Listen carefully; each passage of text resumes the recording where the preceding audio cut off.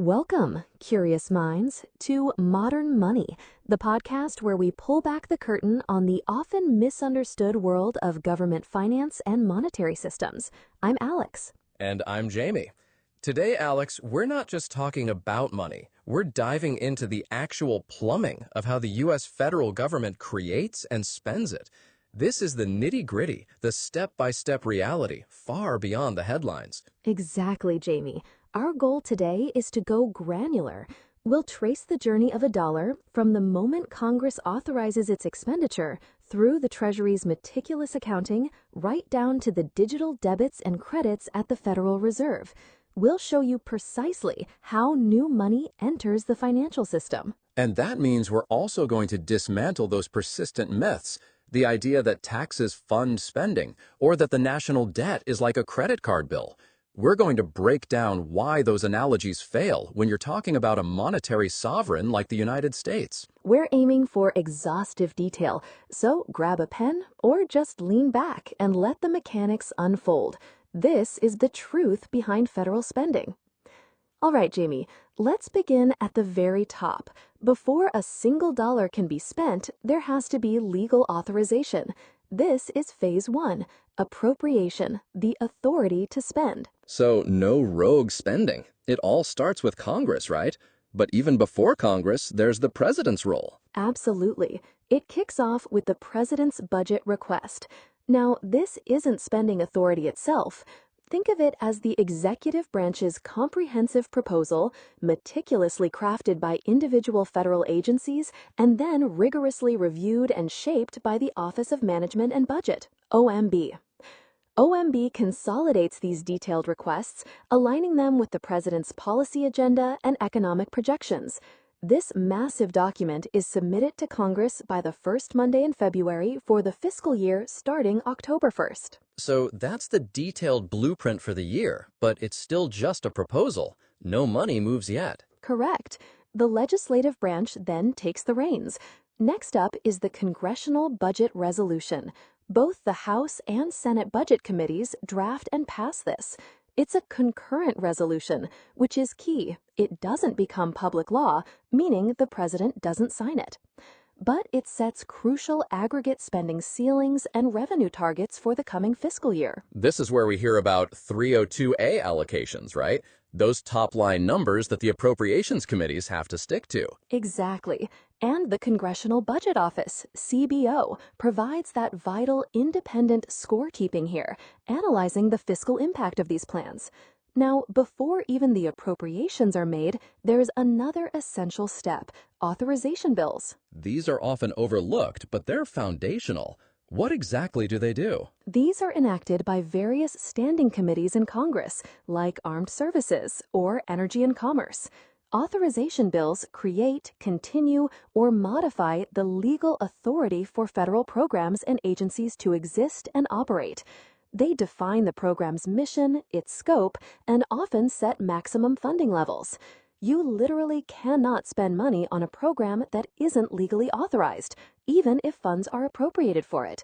It's the legislative permission slip. So the authorization is the what you can do, and the appropriation is the how much money you get to do it. Perfect way to frame it, Jamie. And that leads directly to appropriations bills. These are the critical pieces of legislation that actually grant budget authority. The House and Senate Appropriations Committees, via their 12 specialized subcommittees, draft these bills, specifying the exact amounts of money provided to specific agencies and programs, adhering to those 302B allocations from the budget resolution. And these are the bills that go through the full legislative gauntlet: committee markups, floor votes, conference committees to resolve differences between the House and Senate versions, and ultimately the one that gets sent to the president. Absolutely. Upon the president's signature, it becomes a public law. This is the formal, legal green light for agencies to incur obligations and make payments. Without a signed Appropriations Act or a continuing resolution if they can't agree in time, the government literally cannot legally operate or make payments. So with the appropriations enacted, we now move into phase two, accounting for funds. This is where the Treasury and individual federal agencies manage and track the funds internally. So the money is legally available, but how do agencies actually get their hands on it? It's not like the Treasury just dumps it all into their accounts. No, it's a controlled process. First, agencies request an apportionment from OMB. They submit detailed SF-132 forms proposing how they intend to obligate their appropriated funds throughout the fiscal year. OMB reviews these plans and then apports the funds, typically on a quarterly or other periodic basis. This prevents agencies from spending all their money too quickly and is a crucial control point for the Anti-Deficiency Act. Breaching an apportionment limit is a serious legal violation. So OMB is ensuring fiscal discipline and preventing agencies from spending their entire year's budget in the first few months. Precisely. Then, within the agency itself, they perform an allotment. This is where the agency's CFO or budget office internally distributes the apportioned funds to specific subunits, programs, or cost centers. This gives individual program managers clear spending limits. So funds are allotted. Can they go make purchases now? Still not directly. The next step is obligation of funds. This is a pivotal point. The government makes a legal commitment to spend money in the future. This occurs when an agency signs a contract with a vendor, awards a grant, places an order against an existing contract, or hires a federal employee. At this moment, the agency's accounting system records an obligation or encumbrance. So it's a promise to pay, a firm commitment, but no money has physically left the Treasury yet. Precisely. It's a reservation of funds. The actual payment comes later. After the obligation, an expense is incurred when the government receives the goods or services or when the conditions for payment are met. This could be a contractor delivering finished goods, a consultant completing a project phase, or a federal employee finishing their pay period. At this stage, the accounting system recognizes the expense. And then, before the payment actually goes out, there's that crucial final verification step, the voucher and certification. Absolutely critical, Jamie. The program office submits the invoice or payment request, and a designated certifying officer within the agency's financial management office meticulously reviews it. They must verify that the goods or services were legitimately received, that the payment is for a proper government purpose, that the amount is correct and aligns with the contract, and, crucially, that sufficient funds were properly obligated and remain available. This officer carries personal liability for improper payments, making this a very serious internal control. With that rigorous internal certification complete, the ball moves to the actual disbursement. It begins with the payment request to Treasury. The agency electronically transmits the approved payment data to the Bureau of the Fiscal Service, a key bureau within the U.S. Department of the Treasury. BFS acts as the central dispersing agent for virtually the entire federal government, handling billions of payments. It aggregates millions of these requests daily, performing final automated and manual checks for issues like duplicate payments, potential fraud indicators, and compliance with federal payment standards, like the Prompt Payment Act. So, BFS is the government's super secure, high-volume payment hub, doing its final checks. And then, this is where the Federal Reserve finally steps in, right? Exactly, Jamie. And this is where the core mechanics of money creation and transfer become visible.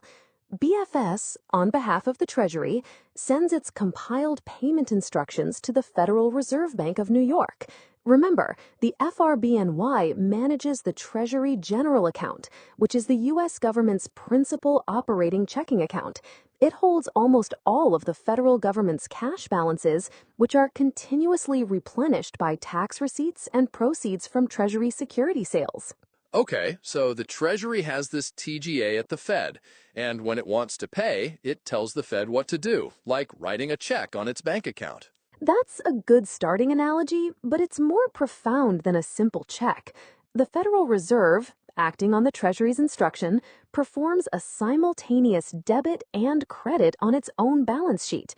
It electronically debits the Treasury General Account, TGA, for the payment amount. This reduces the government's cash balance at the Fed. Concurrently, the Federal Reserve identifies the commercial bank where the ultimate recipient holds their account. It then electronically credits the reserve account of that commercial bank that's also held at the Federal Reserve.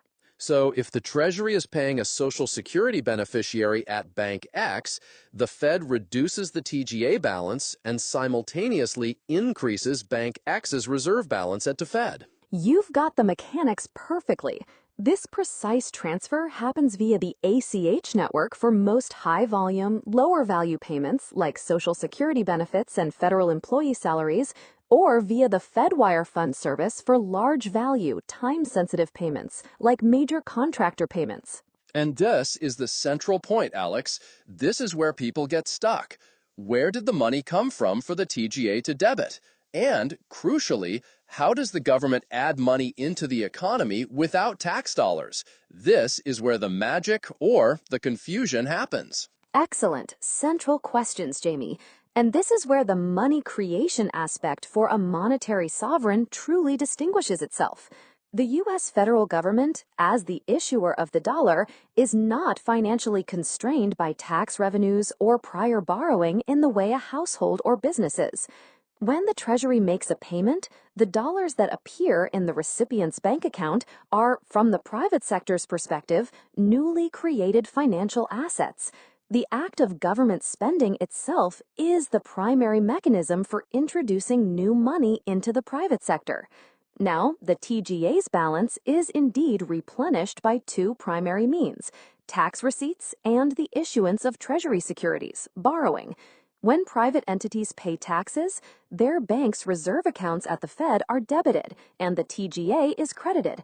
When private entities buy newly issued Treasury securities, their bank's reserve accounts are debited and the TGA is credited.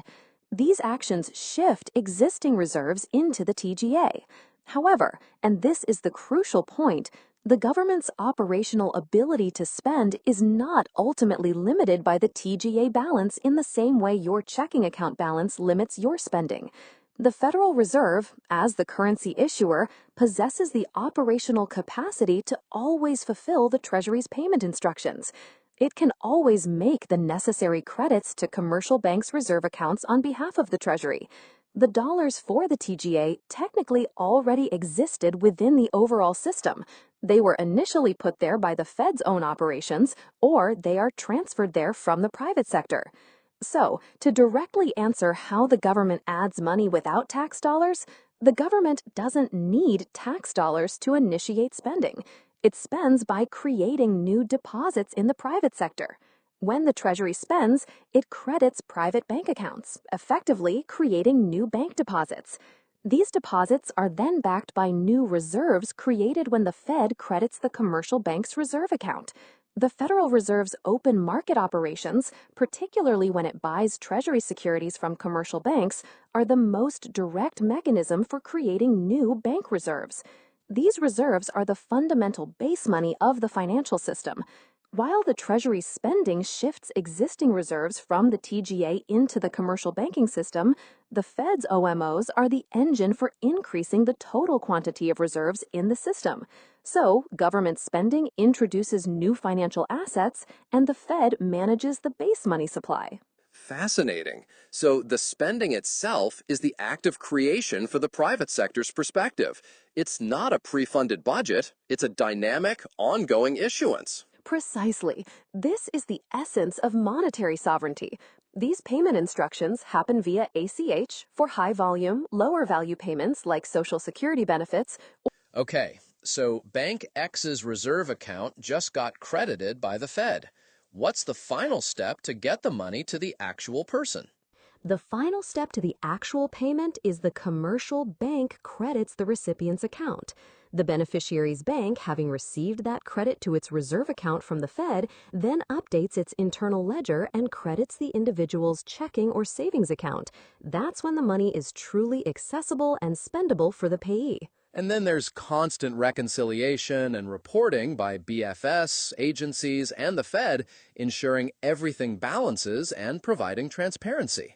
This sounds like an incredibly complex yet robust system. It is. The daily Treasury statement, the monthly Treasury statement, these are publicly available, tracking these massive flows. Now, having laid out the technical reality in painstaking detail, Jamie, let's systematically dismantle the most prevalent misconceptions. This is where a clear understanding of monetary sovereignty really shines. All right, let's hit the first one that everyone, myself included, has heard since childhood. The government needs to collect taxes or borrow money before it can spend. This is fundamentally incorrect for a monetary sovereign like the U.S. As we've just meticulously detailed, the U.S. government, as the issuer of the dollar currency, is not financially constrained by tax revenues or prior borrowing in the way a household or business is. When the Treasury spends, it instructs the Federal Reserve to make computer entries. Those dollars, for the private sector, are newly created by the very act of spending them into existence. The government is not waiting for your tax dollars to hit its TGA before it can send money out. It initiates the credit directly. So the idea of a government bucket that needs to be filled with taxes before spending can happen is a complete fabrication. Exactly. Which brings us to our second pervasive misconception. Taxes fund government spending. This is a cornerstone of public finance discussions. Why is it wrong given everything we've just said? It's wrong because for a monetary sovereign, taxes serve crucial non-funding roles. 1. Creating demand for the currency. This is foundational.